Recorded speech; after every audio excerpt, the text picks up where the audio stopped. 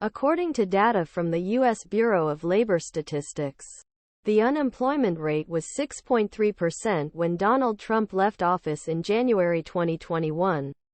The U.S. economy added nearly 200,000 new jobs on Friday.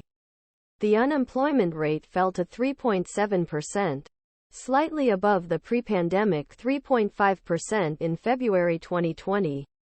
The former president presided over historically low unemployment rates below 5% for most of his presidency. But then COVID-19 hit, and economic crisis caused by pandemic led millions of Americans losing their jobs as U.S. economy was quarantined and consumers were forced to stay home to stop spread of virus.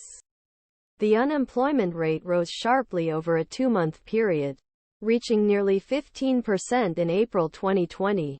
According to data from the Federal Reserve Bank of St. Louis, this was the highest level in more than 70 years. But when Trump left the White House and was replaced by President Joe Biden, he saw the unemployment rate drop to just over 6%, with just over a month until first primary votes for the 2024 presidential election are cast. Polls suggest Trump could emerge with Republican nomination and face off against Biden once again.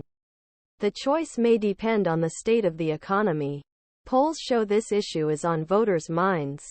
Biden takes credit for job growth. Biden claimed credit for the jobs the economy has added since he took office in January 2021, against a backdrop of high inflation reaching 40-year highs at one point as consumer spending and supply chains combined to push up prices.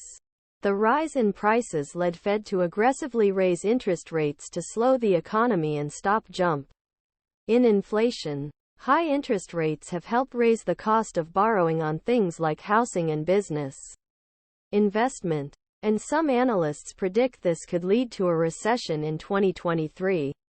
The economy created 199,000 new jobs in November, totaling over 14 million jobs since I took office, Biden said Friday. The president said the unemployment rate has been below 4% for nearly 2 years and inflation fell to 3.2% in October, but is still below the Fed's 2% target.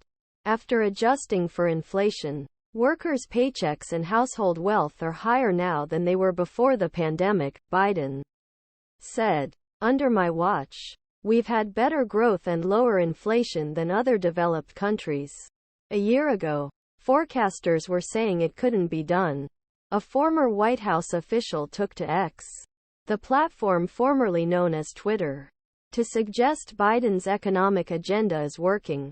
Another strong jobs report as inflation continues to decline provides further evidence that administration's economic plan is working better than almost anyone expected, said Bharat Ramamurthy, former deputy director of the National Economic Council.